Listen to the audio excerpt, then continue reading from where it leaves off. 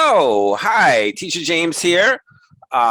Today, I'm going to give you a tutorial on how to record on MIDI, a basic blues track, and find something for you to jam on or with, and that you can create actually from scratch a blues tune and complete it and even mix it and master it.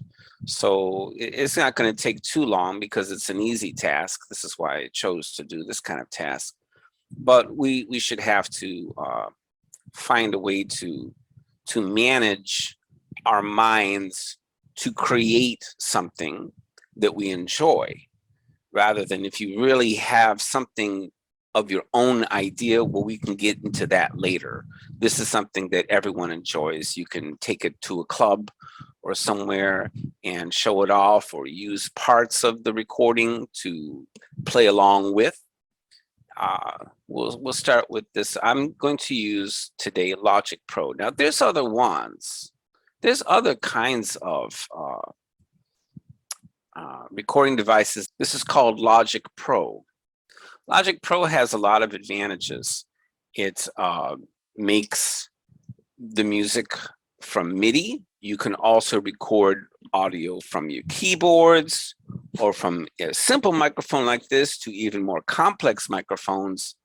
And this can also be established as a professional recording easily without very much skill on the part of the person to whom is doing the recording, as opposed to a really outstanding professional recording studio. But they have sold this kind of music to even outstanding companies. So this is a good one. It's only like $200. It's called Logic Pro X. And we're going to start by finding ourselves the type of drums we're going to use first. So I'm going to press these buttons here. We find that this is the, here we go. So we have ourselves different kinds of drum kits here. And since I'm really into Detroit sound, we'll just kick the Detroit garage kit in there. And you can see that we're going to have to open up a Windows for the piano roll. Okay, so here's the piano roll. And in this kind of music, it's based on triplet feel. 1, 2, 3, 1, 2, 3, 1, 2, 3, 1, 2, 3. And in this particular kind of device here, maybe you could put it at 12/8. Some people will do that kind of music. Here is you have this different kind of time signatures. You can put it to 12/8, or you can put it to 4/4 and do a triplet time manually. But it's not so easy to do. You have to really use your mathematical skills. But I think that we can start using our mathematical skills instead. I'd rather show you that way. This way you can divide it into 4, 1, 2, 3, 4. And we can say for the first two measures should come up with a click track, so you can think ahead of time. You need to put it to pencil tool, click on pencil tool, and come up with a hi-hat that gives a good beat here. All right, and this should even start at 80. 95 is okay.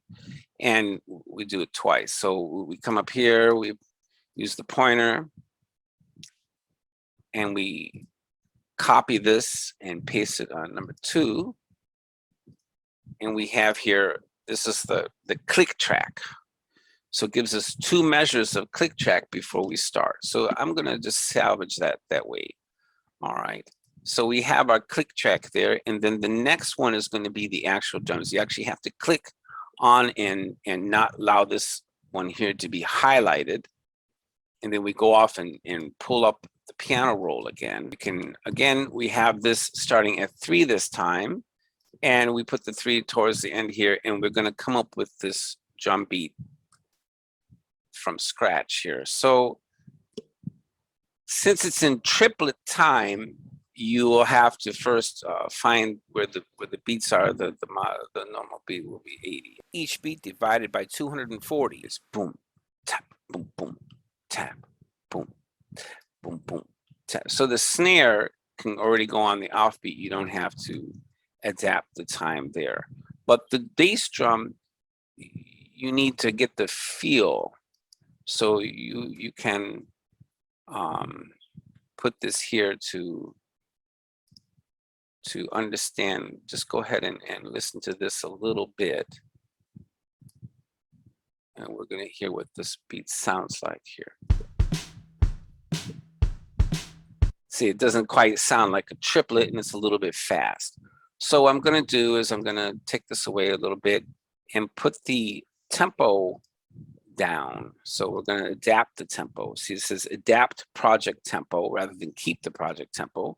Put the adapt project tempo. We put it down. Let's see how fast we can go. We'll use the metronome. All right.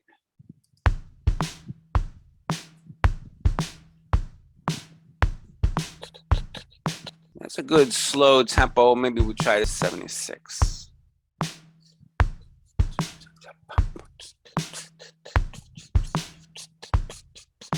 There we go. Yeah. So we have that. Okay. Now, what we can do, we have to highlight it, and we have this here. And now we can adjust this. Boom, boom. And we need to put this maybe to 161, and that will actually turn it into a triplet of this entire beat, right? So the beat is divided. The first one should be 80 here, yeah, right? So the 80 can turn into a cymbal. You can actually put this right up here, but I'm going to give it a closed hi-hat here, foot closed hi-hat at 80. So this one, the first one is 0. The next one is 80, or around 80. Each beat is divided 240 times. Oh, the next one's going to be 161. Not 121, because that would divide it in half. 161 gives it the full. See how that they're evenly dispersed. The first one is on the 0. The next one is on the 80. And the next one is on the 160. So now you can hear this a little bit. All right, so we can then apply this to all 4 beats of this first measure here. So you copy it, apply it to the second beat.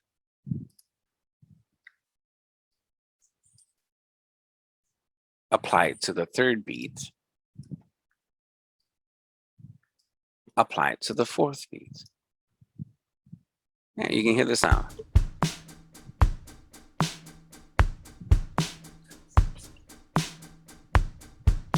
You can hear this going on, and let's put this also to the 161. That's a little bit hard. So many bass drum parts. It's almost like a rock music rather than a blues music, but I'm going to keep it like this.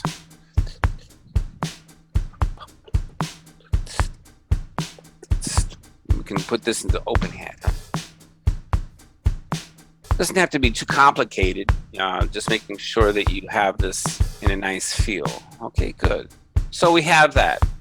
Thank you so much for listening. Have a great evening. Bye-bye.